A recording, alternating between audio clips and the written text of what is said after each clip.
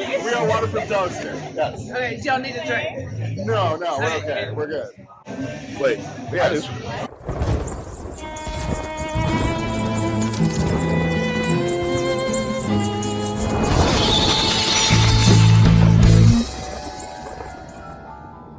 Hi, we are Waterproof Toaster. Well, welcome to whatever's happening. Sorry, this isn't my interview. It's our interview, yes. So, how did you meet?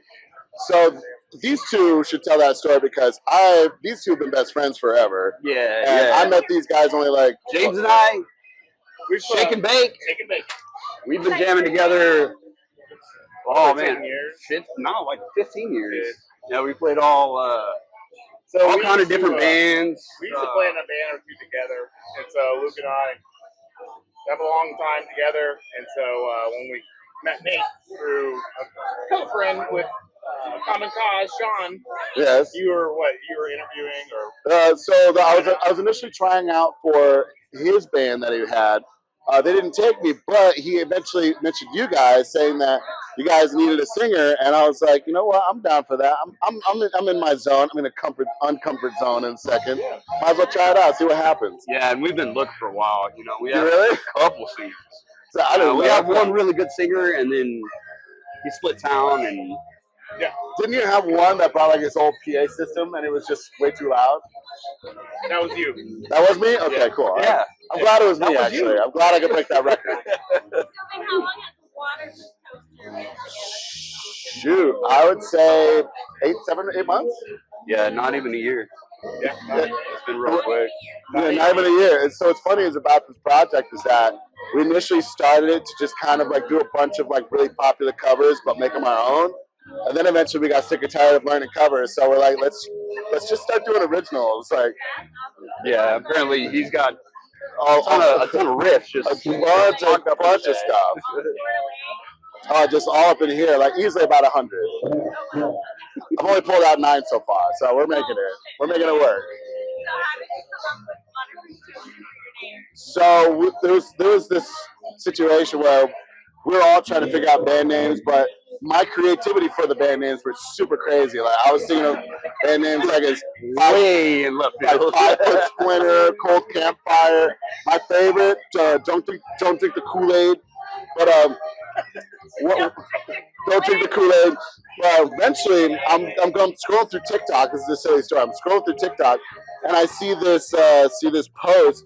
And some dude in the caption saying, "Me and my girl about to take a shower together," and a toaster just comes around the corner wearing broad panties, and I immediately thought to myself, that toaster better be waterproof, and I immediately thought of the band name ever since. That was it. It was official. That's the first time I'm hearing that. Really? Yeah.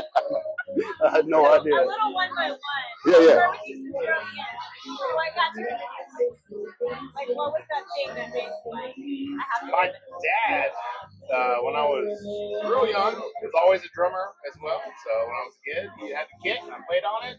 And he sold the kit, and then one day he bought another kit, and ever since then, that was it. Yeah. How old were you?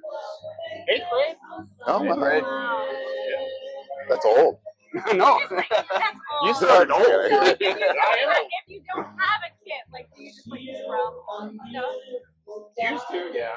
Yeah. Oh, yeah. So Sticks what in the kind of car. kit do you have now? Right now, I've got a Gretsch Catalina Maple 7-piece. He's pretty proud of it. So for me, honestly, I have no idea how I got into music. I'm the only musician in my entire family. I'm the black sheep. They were all athletes and health nuts. I'm sitting here learning Steve Ray Vaughan growing up, and I know everything about nutrition. I'm just lazy.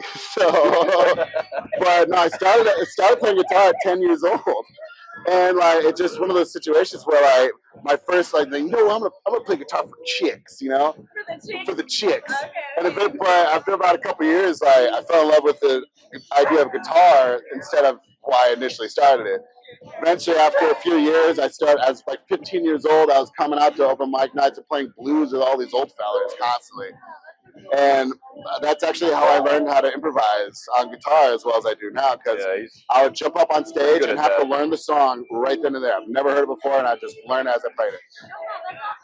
And so I developed a lot of my skills that way. It was just going and playing with guys just up on stage every week. School of Hard Knocks. School of, yes, yes, yes. Well, I missed it. So you agree with that? What, do you have a favorite guitar? Right now, it is the Gibson ES335. I sadly don't have it here tonight, but it was one of those guitars that I bought, plugged in and played, and immediately like fell in love with it. So, and now I play some of my hollow bodies ever since. Is it? You came to the show. What about you? What got you into music? My dad had messed around with guitar for a little bit when he was younger, and I think I was about 10 years old. He just randomly came across a guitar at a garage sale, and he got it for me. He brought it home. I messed around with it for a little bit, and I didn't really go too far with it. But then, I had a couple friends, middle school, probably about 7th grade, and I had a good friend. He played guitar. He played guitar really good. We actually had this other friend. It was a group of 3 of us, real close. He played guitar real good. Yeah. And I was like, you know what? I'm kind of used to guitar, so I'll play bass. The other guy was like, I'll play drums. And it just went on from there. So ever since high school, been jamming out. Do you have a favorite bass? Oh, yeah. Is that still your favorite thing to play? Yeah. Oh, yeah. I don't know why. It's heavier than gravity, I heard. Yes, it is. Okay. Not that bass. Oh, not that one. Not that one. But yeah, my Fender Aerodyne is my favorite one. Yeah, it's like a Fender jazz bass, just like a flat top jazz bass. So that's where I'm at. So we're gonna get into your new EP. Yes. That's called Breakfast. Yep. And it's going to be the first EP of 2 more afterwards, called Lunch and Dinner. Of course. It's a whole idea that I had, and I'm like, I'm going to work. Let's see what happens. So how do you guys come up with Honestly, I think it was just you and I on like just talking about it. I was thinking about it just driving over to band practice one day. I was like, if we're just releasing 4 songs, but we're trying to do a whole album, we might as well just do a 3-piece. And then just the idea of breakfast, lunch, and dinner showed it up. Well, the idea is to release a 4th album called Dessert and just put all 3 albums. So, one of your songs is called FDA. Yes. What does that mean? What do you? Free Drug Association. Free Drug Association? Is that really? You made that sound really convincing. I was like, I have no idea. what does that have to do with breakfast? Farting dad appeals. What? No, what does it mean? So, For real? FDA Edit that out. FDA actually stands for Functioning Drug Addicts. Oh. Okay. But what's funny is I thought about keeping the secret for a while. I'm like, nah, I might as well just say it. It's about you.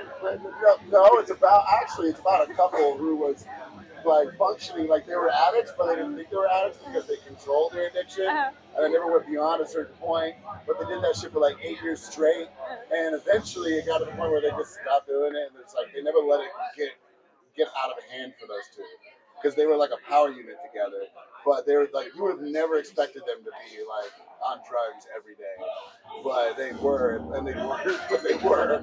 Did you know these people? A little bit. I didn't know them too much. They're like a couple parents, and so yeah, they were parents. They were a couple parents, yeah. Which is why they only did it for 8 years, because when the kids were able to take care of themselves, they stopped doing it. So it was when I was like, how?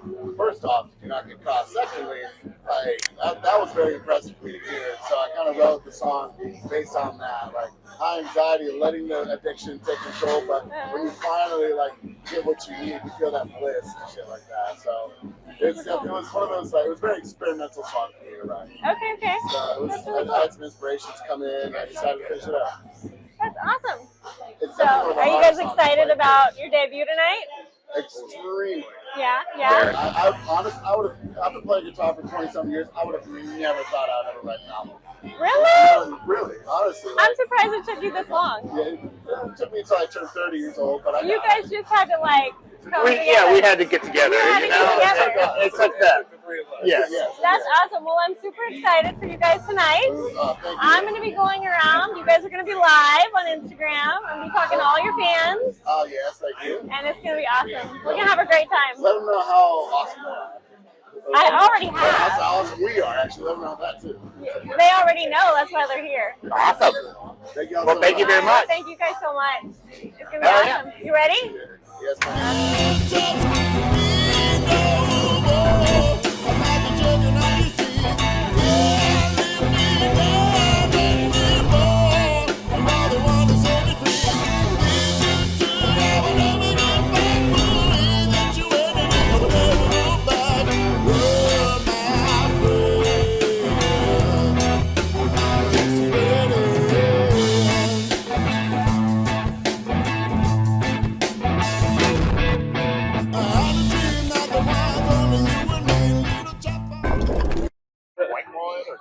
My White Claw. My Claw. They got White Claws? They have White Claws. Wow.